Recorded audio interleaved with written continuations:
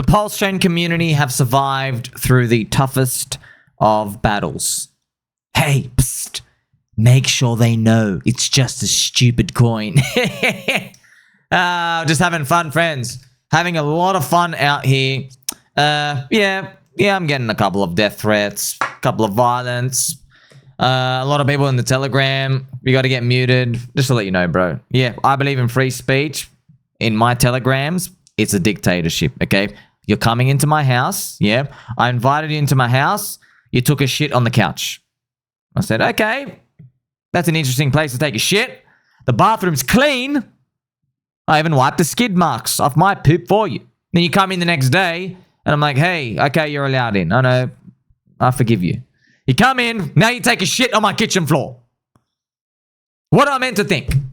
You're going to get muted or deleted. That's it. I don't care. It's dictatorship. You got to understand, friends, from my perspective, okay? I know how humans work. I know how I work, okay? All humans, we work like this, okay?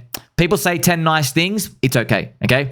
Someone says one bad thing. Your brain gives it 90% weight, yeah? One bad thing, it overpowers the 10 good things, yeah? And then your brain just keeps thinking about it because we're programmed to fit in the tribe. So when someone says something bad about you, reputation-wise or whatever, like I know I'm calling them a soy boy, but my brain's still going, oh, maybe you are doing something wrong. You have that moment, yeah? But the more times that happens, the more my body or anyone's body starts to get trained to avoid social media. You're like, you know what? I'm not going to talk to them. I don't want to be here. I'm just going to do my own thing, you know? So, and if that happens, you lose. I don't lose, you lose, right? Because I'm doing this content for free. I'm literally doing all this for free. So I want to be the most effective I can be with maximum friendship. Okay, because that's exactly how it is, friends. I have to train myself to literally just look at places where I'm having fun and I'm being happy, okay? Because if I'm not, it starts being crap. Guess what, friends? There's 1,000 things I'd rather do, okay? Do you know how many PlayStation games I got to watch, movies I want to watch, squeaky chairs I want to sit on? There's plenty of things. So many new argile, shisha flavors I want to try. There's a lot of things out here. And the market will pump without me, yeah? But then you miss out. And then you got to watch, like, you know, your Bybrit leverage long trading guys who come in once every 2 weeks, right? And they go, oh, I'm definitely holding Bitcoin at $4 million. Whoops, did I sell at 150K? You are my friend. Did you know Richard Hart, some say he's a duck, Greg the Duck, honor companies and people that keep their crypto, profit in crypto. So honor companies and people that keep their profit in crypto. It's better for the price than if they sell for fiat. For example, Circle, the company of USD Cuck, famously held $7 million of Bitcoin and $6 million of Ethereum, December 31st, 2024. That's a very small crypto holding. Some companies and people are doing well, are better for Bitcoin and Ethereum price than others. Honor them and show them respect. So it could be saying, like, you know what, Tether, Tether, you bought 8888 Bitcoin with the stablecoin fiat profits. Good on you. And USDC, you guys are filthy trash. It's another way to say that. Also, friends, it's interesting, isn't it? It's interesting. And now, yeah, I've got peg nipples. Yeah, I've got peg nipples. What are you going to do about it? What are you going to do about it? Come at me. It's interesting. The whole theme about this is honor people who keep their profit in crypto. Maybe one day we'll have a stablecoin to keep profits in to help support an ecosystem. Probably nothing. If you remember, you watch all my videos, friends, with Pulse Chain. If you have a native stablecoin, could be PDI, could be something else, don't know, okay? If it's that, if you're taking profits into the risk on assets, into stablecoins, you have the symbiotic relationship, you stay in the ecosystem. You solve the $1 trillion problem. You don't want to go anywhere else, okay? Lean in. Lean in. Everyone who holds Tether is a cuck. Hotel cuck chair enjoyer. They give you zero yield. They take the yield and they go buy crypto. Interesting. I wonder how that works out, friends. Very interesting.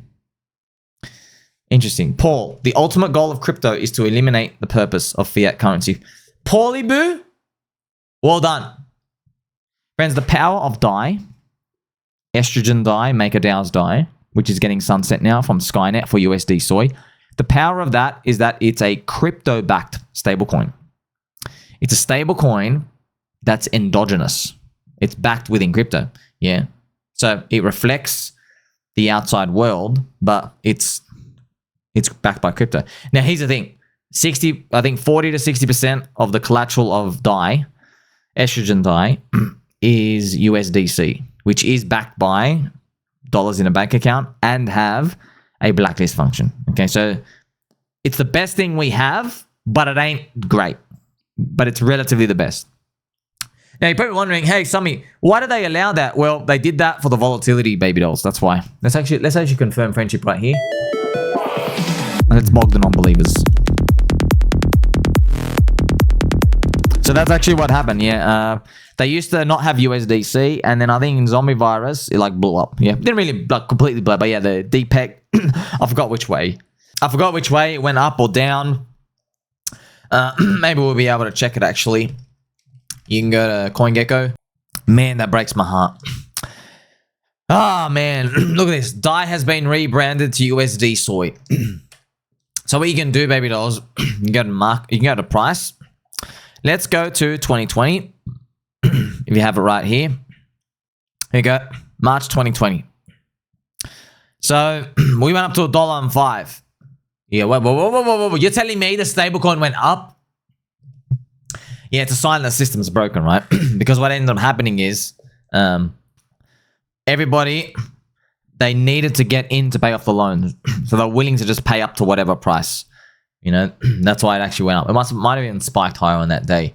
I forgot what the mechanism was to get it down. They must have offered yields or interest rates. But like, I think they added USDS because after they got out of the mess, they're like, man, we can't have this be common where every time there's a capitulation, our thing's freaking $1.05. You know, we can't do that. Peg means peg. A dollar means a dollar. Nipple means nipple. Okay? That's pretty much it. I want to ask you a question, by the way. Where do you think the pulse chain PDAI extractor is from? Vietnam or Thailand?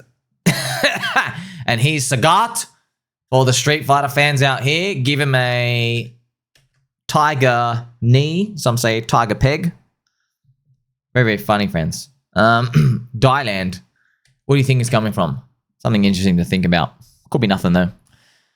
Someone sent me $20. I sent him $15 back. Call it DeFi yield. So this is an ongoing joke, friends, and it really is real. So unfortunately, most of DeFi, that's what it actually is. You know, we put money in, everyone thinks they're getting yield. By the end of it, it's gone. However, with the Spark protocol with MakerDAO,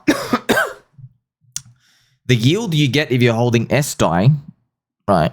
That's coming from the liquidation fees and the borrowing fees. Because remember, when people take out money, for example, like if they, let's say PDAI is done and someone puts in $1 million of PLS and they want to borrow $100,000 on it, yeah, they're going to be paying off a yield, a borrowing rate, and that can, I guess, get redistributed as income to people who are holding the SDAI. And I guess that's like your reward for like believing in the currency and like holding it instead of like selling it.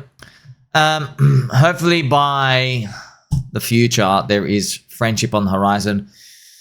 Unfortunately, friends, so recently, you know, DeBank, you know, do you want to get a Sommi curse placed on you, DeBank, with the unfortunate news that they removed Pulse Chain from the listing. Yet, they still have Doge Chain and Moonbeam, which are doing $40,000 of volume a day. Pulse Chain is doing 1,000x more volume, $30 to $40 million a day. 1 year later, right? Remember, friends, after I put the curse on Gary Gensler in 2023, a year later, internationally embarrassed, he got fired by the US of A Presidente, Donald Pump. Right? Also, Nomics, the bank. You can go look up what happened to Nomics yourselves, okay? It's interesting just... man, we know there's gatekeeping. It's dumb now. You're embarrassing yourselves. At first, we're like, oh, maybe we feel a bit ashamed. No, bro. You're embarrassing yourself now. Okay. Doge Chain. Moonbeam. Bobber. You have Gnosis Chain, bro. XDAI stake. Are you serious? There's a list of coins I want Jim Cramer to be bearish on. Can he save us again? You know, friends, sometimes in the deepest, darkest moments, he'll come out bearish and save you. I posted this before, friends, just as a reminder. A reminder that you're my friend. And remember, in the midst of the DAI capitulations, I made this video. Shake, shake, shake, did it. It actually had 369 likes. Very interesting, right? You're never going to see that again.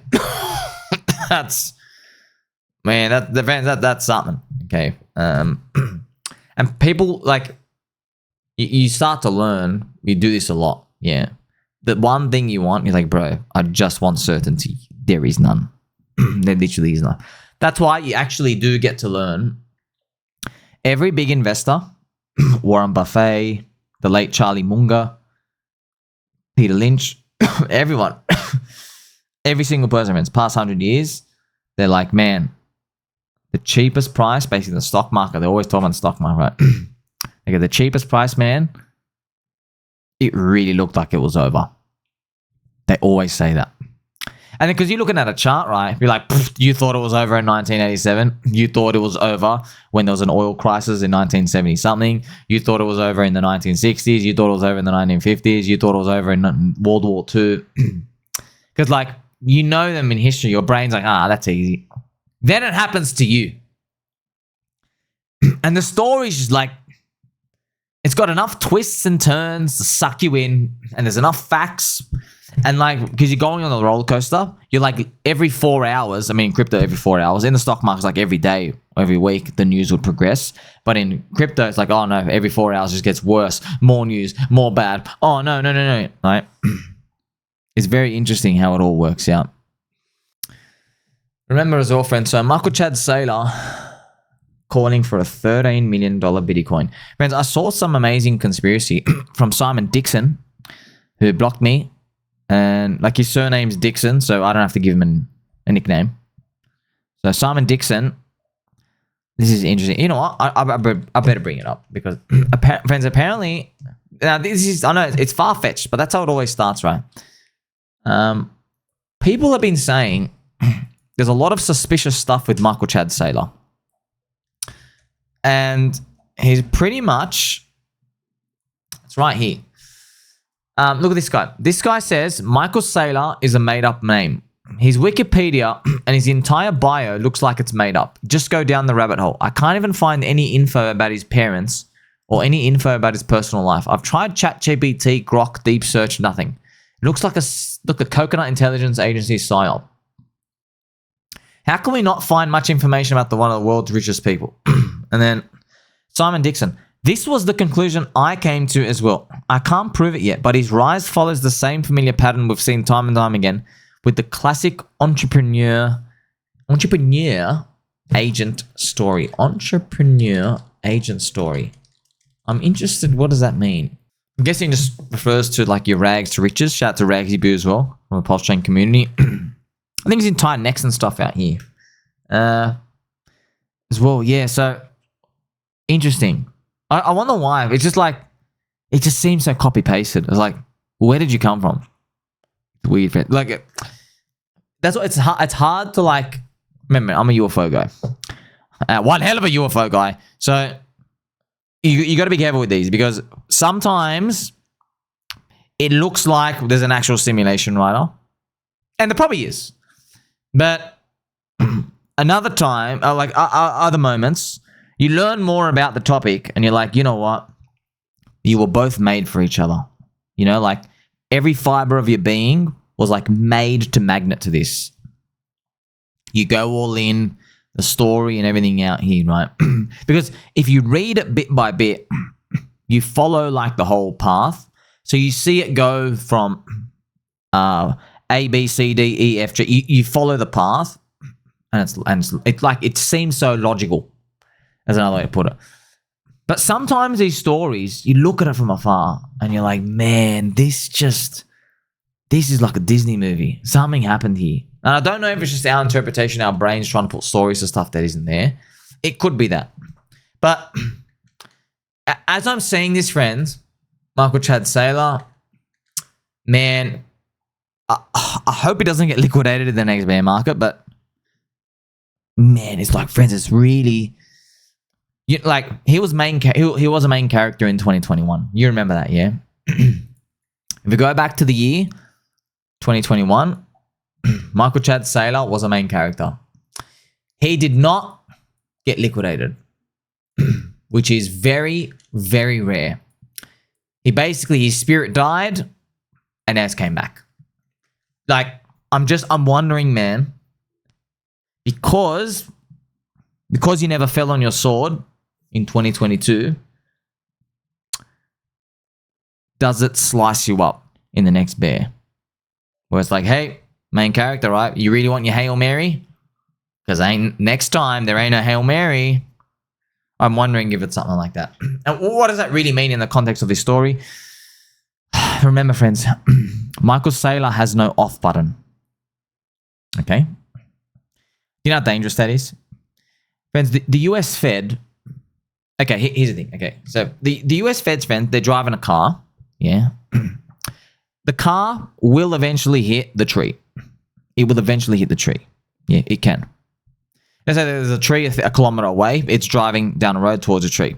The thing is, okay, it's eventually going to hit the tree. And that is the fiat system. Eventually, we have to move off it to something else where they're going to debase everybody 4-1 and make them think that they're moving to a new system, okay? We all know that macro stuff. But what Michael Saylor, metaphorically, what he's doing is he's pretending like there's no brakes in the car at all. See the car, right? The car that the Fed and the central bankers are driving, yeah, the brakes, they do work. They can slow the car down, but they can't make the car stop. It's going to keep rolling forever. They're going down a hill pretty much, okay? So they can push the brakes on. Yeah, they can. So Michael Saylor doing turbo leverage long, he's basically, like everyone can say, oh, you guys always have to print. You do, yeah. But then central banks will be like, yeah, we do have to print, but we don't have to print every day as much as you think, every year as much as you think. We can slow down that rate of growth. So over like a 5 to 10 year period, yeah, we've got to be doing the printing and the fugazi and the stealing of the population. But we don't have to, like, just because you want us to, we don't have to print next year. Well, they do still print, but you get what I mean? Like, we can pull off, we can push the brakes, we can press on the brakes, we can slow down the car. So what Michael Chad Saylor is effectively doing is, he's like, oh, you guys are always going to have to print. Yeah, but do you understand how it's very, very dangerous? Like, just because you know the car's rolling down the hill and it will hit a tree, it can have these moments where they stop it really, really, really, really aggressively. So you better still have your seatbelt on. He ain't got no seatbelt on. He's just... Oh man, like we could be watching, friends, one of like the biggest catastrophes of all time. Like he's literally going to buy another $16 billion of Bitcoin. He's going to drag his average price up. Oh man. We might be watching this in real time. I use the word fascinating. I just hope it doesn't take all of us down. At least when it starts to really ramp up, it'll be super dangerous. Right now, his average price is like 67,000. Yeah. Probably going to get above 100K. And then we'll see. The real game starts. But let's not worry about that. I want my bull market. And I want you to confirm friendship. Like, subscribe. Catch you soon.